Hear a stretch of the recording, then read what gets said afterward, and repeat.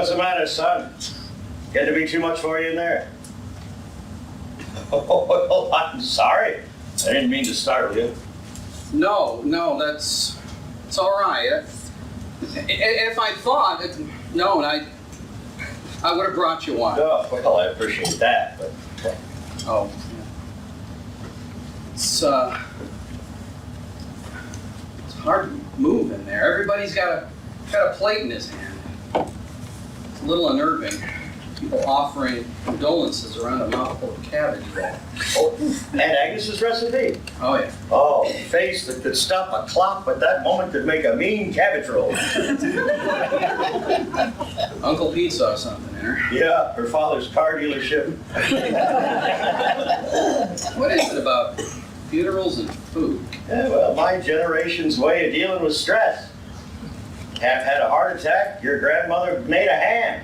Cecilia got banged up in a car accident, Aunt Betty made apple pies. Yeah, back in '78 when the steel mill closed, there was a run on the A&P that cleared the place out. Bill Kreider ran it back then. Everyone in town was losing their job, and he put an addition on the house and dug a pool. I hate these things. Yeah, how do you think the guest of honor feels? I don't think I ever saw you sit on the front porch. I liked it back here. At night, listening to the ball games, watching you kids run around all over the place.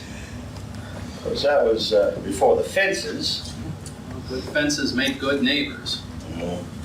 Maybe they just didn't want their dog wandering into somebody else's yard. You train your dog right, he knows his limits. You don't need to spend thousands of dollars on some ugly fence. $35 gets you a good pellet gun. Your dog starts to wander off, pop it one right in the ass. He stays put. You never saw old Barney wander into somebody else's yard to take a shit? Because he shit in the house. Well, he had bowel problems. That's why Mom wanted him put to sleep. Like her father had bowel problems and never put him to sleep. It's because he never shit in the middle of the night. Christmas 1976. Oh, come on! Good fences mean you don't have to know your neighbors. Well, we have fences in our neighborhood. We know people. Those people live right behind you, the ones with the big black fence, the people with the gorgonzola in their yard. Gazebo. Yeah. Whatever. You know them? Yes. What? Oh, I don't believe this. Dale and Sarah Jennings, 2 kids, boy and a girl. What are their names? TJ and Renee. What are their birthdays? Ooh, The kids, what are their birthdays? I don't know. Look, just because I don't know their kids' birthdays does not mean that I don't know our neighbors. He's an accountant with Young and Renner, and she teaches 2nd grade at Western Elementary. What about the people one over from them? Jerry and Tina. No, Teresa. 2 kids. They're not very social. What about the people that live 2 houses down from you? The ones with the lab? Pepper. Yeah, that's him. Yeah, you know the dog's name and not theirs? That's because they are constantly yelling the dog's name, trying to get the damn thing to stop barking. Look, they have a dog and we don't. Sharon is allergic. We probably wouldn't have too much in common.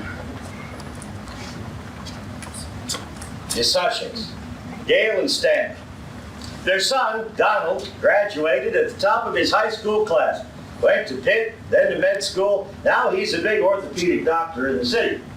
I always thought he'd be a gynecologist, because he was always trying to pull your sister's pants down. The Ruggers, they run the flower shop on Elm Street. Their daughter got married the summer after high school. Had to. She was always pulling her own pants down. Over here, the Irvings. Nice young couple. New to the neighborhood. They didn't want to move into a housing development in one of those Big Mac mansions. McMansions. What? Not Big Mac mansions, McMansions. And you can stop now. What's your point?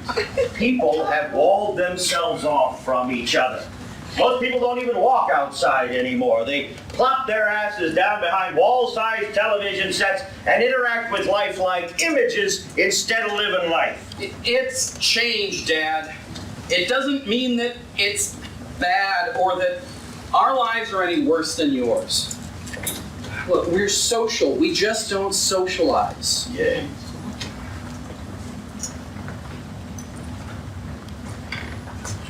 Huh. After all these years, you can still see where the swing set was. Oh, yeah. All the neighborhood kids love that thing. Sharon never let me put one up. She said it was too dangerous. Dangerous? Nothing ever happened to you kids. Tracy lost a tooth. Now, I broke an arm. Danny Jackson got 6 stitches. For 3 summers, Tommy never had skin on his knees. Oh, Susie LaPlante got taken away by an ambulance after she fell off the top and got knocked cold. Well, but that's just kid stuff. Nothing really bad ever happened. You parents today, you protect your kids too much. You cradle them. Maybe I should have cradled David less. I talk to him. I try to teach him things, and he looks at me like a dog that's heard a sound he can't quite figure out. He tells me how clueless I am, and he storms off. That wasn't yours in the church, was it? No, it was David's girlfriend's. Oh, David's girlfriend. Hey, was that a little tattoo I saw, huh? Yeah. Sharon says it makes her look sluttish. You know, your mother always said that Sharon's double pierced ears qualified her for that. Like you said, things change.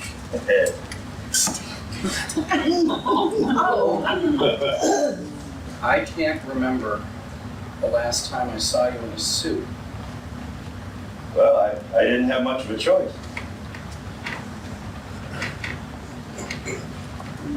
What happened to the radio we got you for Christmas? I couldn't figure out how to work it. It had satellite.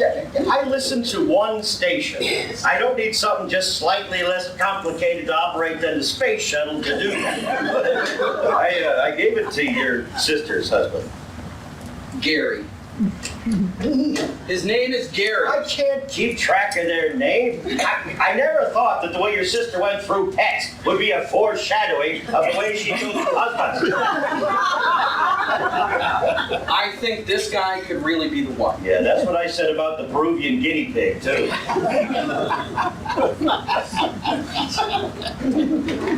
One station. The Pirates. Me and my bucko. 18 straight losing seasons and you still listen. Well, habits. I suppose there's worse things than being a Pittsburgh Pirates fan. Yeah, there are. Chicago Cubs fan.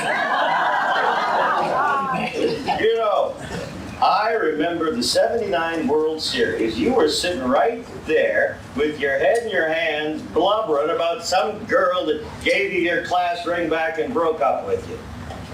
And I remember what you told me. Really? Yeah, you told me to shut up. Stargell was batting. Then you said, son, life is full of ups and downs. Makes it easier if you don't think of them as wins and losses. But lessons learned from it. A lot of wisdom from that chair. You think so? Of course. Could have fooled me. As I remember, your exact words at that moment were, "That has to be the sorriest piece of philosophical bullshit I've ever heard." Then you asked me if I got it out of the Reader's Digest. Well, what kid at that age tells his father he's brilliant?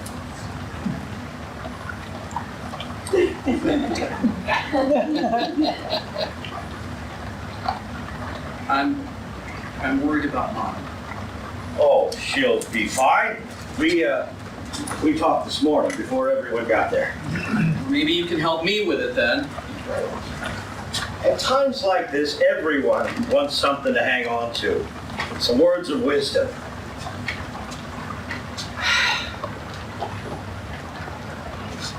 I was there when my father died.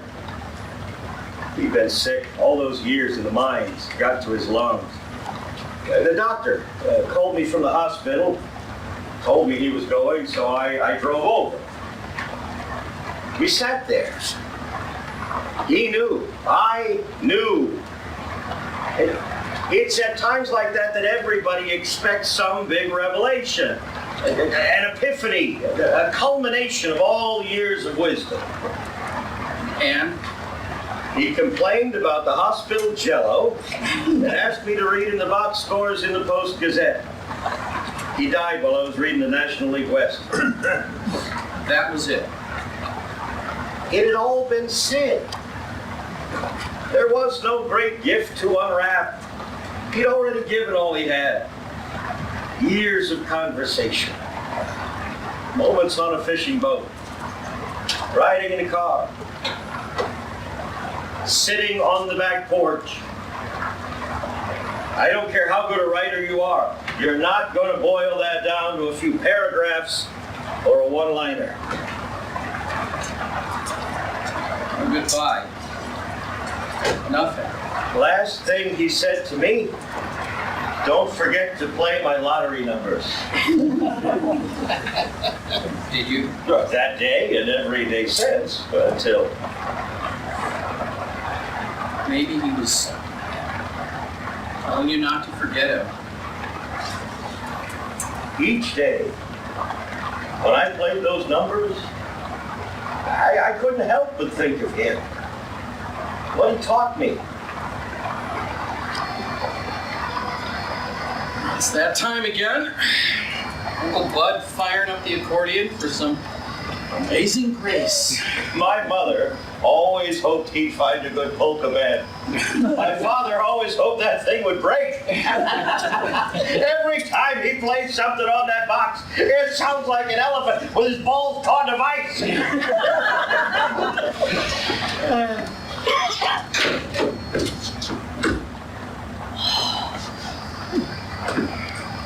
Oh, here you are.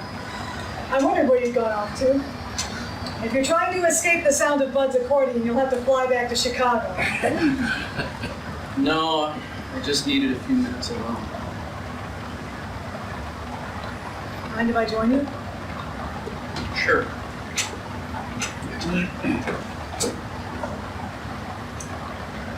You know, it doesn't seem right. Me in this chair. But you want that.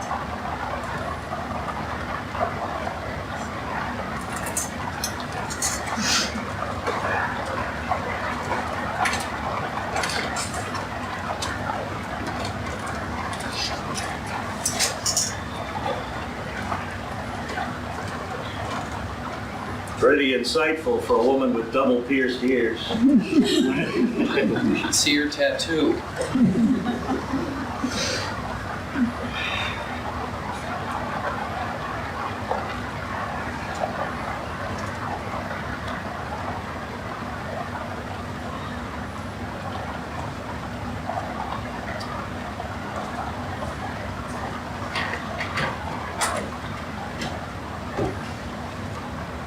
Don't forget to play my numbers.